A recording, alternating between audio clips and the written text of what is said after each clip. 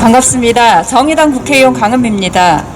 오늘 오전 10시 한노위 환경법안 소위에서 기후위기 대응을 위한 기본법을 심의합니다. 지난 법안 소위에서는 국민의힘 녹색성장법 폐지를 반대하며 퇴장하는 바람에 논의조차 제대로 시작하지 못했습니다. 기후위기 대응을 위한 기본법에는 다음의 것이 꼭 포함되어야 합니다. 첫째, 기후위기 극복과 2050년 탄소 중립을 실현하기 위해서는 반드시 2030년 중간 감축 목표를 명시해야 합니다.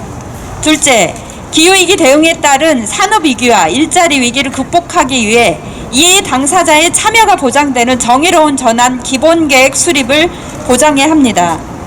셋째, 청소년, 청년, 여성, 장애인, 노동자, 농어민, 중소상공인, 시민사회 단체 등 다양한 사회계층의 대표성을 반영하는 탈탄소 사회위원회를 설치해 독립된 중앙행정기관으로 운영해야 합니다. 특히 녹색성장과 관련된 내용은 반드시 포함되지 않도록 노력해야 될 것 같습니다. 이번 환경부가 제출한 통합안에는 과거 이명박 정부가 만든 녹색성장법이 고스란히 들어가 있습니다.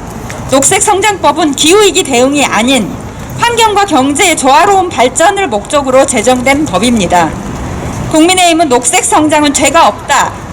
법명도 탄소중립 녹색성장법으로 해야 한다고 주장합니다. 이번 기후법 제정의 목적은 녹색성장입니까? 기후위기 대응입니까? 국토환경을 파괴한 대표적인 토목사업 4대강 사업은 이명박표 녹색성장의 상징이었습니다. 녹색성장법을 지체 없이 폐지하고 기후법을 제대로 만들어야 합니다. 영국은 2008년에 제정한 기후변화법 내 2050년 탄소 감축 목표를 1990년 대비 최소 80%로 명시하였으며 2019년 동법을 개정하여 2050년 목표를 1990년도 대비 최소 100%로 상향하였습니다.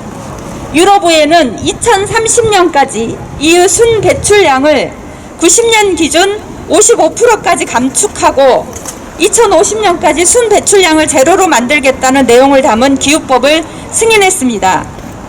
기후법의 조속한 통과도 중요하지만 법안의 내용도 중요합니다. 기후위기를 극복하고 국민의 생명과 안전을 지키고 지속 가능한 탈탄소 사회로 나아갈 수 있도록 법안이 제대로 만들어질 때까지 여러분과 함께 최선을 다해서 노력하겠습니다. 많이 관심 가져주시고 제대로 된 법안을 만들어서 우리 한국이 기후 악당 국가가 아니고 기후 모범 국가가 될 수 있도록 함께 하겠습니다. 감사합니다. 네, 안녕하세요. 기후위기 비상행동의 민정희입니다. 얼마 전 전 세계인 대상 설문조사 결과가 있었습니다. 한국인 가운데 94%가 기후위기 심각하다. 그리고 84%가 정부와 기업이 기후 해결 노력의 주체다 이렇게 말을 했습니다. 현재 우리나라 국민들이 기후위기에 대한 심각성을 엄청나게 느끼고 있다고 하는 반증인데요. 사실 저희도 기후위기 비상행동에서도 각 지역에 비상행동이 만들어지고 또 시민들을 만나면서 우리나라 시민들이 얼마만큼 기후위기에 대해서 심각하게 느끼고 있는지를 알 수 있는 그런 상황이 있습니다. 그런데 잠시 후에 한노위 법안 추진회의에서 상정되는 탄소중립 및 녹색성장법을 보면서 우리 국회의원들의 인식 수준이 국민들의 인식 수준을 따라가지 못하는구나 이런 생각을 많이 했습니다.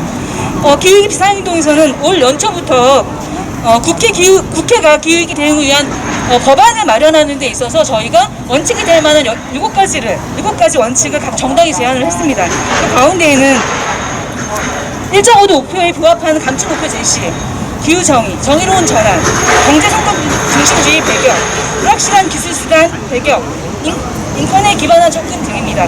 그러나 이 중에서 어떤 원칙도 지금 오늘 오전에 상정될 그 법안에는 반영되어 있지 않습니다. 그리고 기후위기의 근본적인 원인은 경제성장입니다. 경제성장을 녹색성장이라는 이름으로 바뀌었습니다. 그리고 박근혜 정권에 이르는 거의 10년 동안 한국의 기후위기 대응 제대로 못하게 허송세월하게 한 그 법, 녹색성장이라는 이름이 법안에 그것도 이름으로 버섯이 들어가 있게 된 것입니다. 이제 허송 생활하는 것은 거의 15년에 이르게 되었습니다. 문재인 정권, 집권 여당 지금까지 뭘 했는지 묻고 싶습니다. 우리는 법안에서 녹색 성장이 탄소 중립 실현의 핵심 수단이라는 그런 표현을 봤는데요. 실제로 그렇지 않습니다. 성장이 되면은 그게 어떤 것이든 재생에너지로 전환해도 에너지 수요가 늘어날 수밖에 없습니다. 결국 2050 탄소 중립은 불가능합니다. 그래서 성장을 우리가 중요한 어떤 수단으로 보는 것이 아니라 성장을 넘어서 녹색 전환하고 녹색 경제로 만들고 그 다음에 분배하고 정의로운 전환을 만들어야 되는 가치를 갖고 있는 것입니다. 게다가 거기에 CCUS라고 탄소 포집과 저장에 대한 기술이 또한 탄소 중립의 핵심적인 수단이라고 되어 있는데 어이가 없습니다, 사실은. CCUS는 맨 처음 제안했던 오버스타인이라는 사람도 굉장히 우려했던 기술 중에 하나고요. 그 다음에 이거 다 이 기술을 적용해도 1%, 전 세계 배출량의 1% 정도만 흡수할 수 있습니다. 그래서 실제로는 사실 실현 불가능한 그런 기술이라고 되어 있는데 그것은 이 법안의 핵심 수단으로 탄소 중립의 핵심 수단으로 이렇게 표현했다는 것 자체가 굉장히 어이가 없습니다. 그리고 가장 중요한 것이 법안에서 핵심적으로 다뤄야 될 2030 NDC 강화는 포함되어 있지도 않았습니다. 알맹이가 없고 껍데기만 있는 법을 왜 만들려고 하는 것입니까? 저는 이번 법안은 사기라고 봅니다. 국민의힘과의 야합정치의 산물이라고 봅니다. 정부 여당은 기획이 되는 관련 뭘 했습니까? 집권 1, 2년은 그렇다 치더라도 지금 말기에, 집권 말기에 이런 말도 안 되는 법안을 들고 나오는 이유가 무엇입니까? 2030 목표도 대통령령 안에 넣어서 다음 정권으로 넘기는, 공을 넘기는 그런 의도 아닙니까? 오늘 법안을 통해서 국회의원들이 기획의 인식 수술을 하긴 했습니다. 무능하면 무지하지는 말아야 되는 거 아닙니까? 이 거대한 위기 앞에서 시간도 없는데 국회의원들 당신들은 뭘 하고 있는 것입니까? 일단 공부부터 하십시오.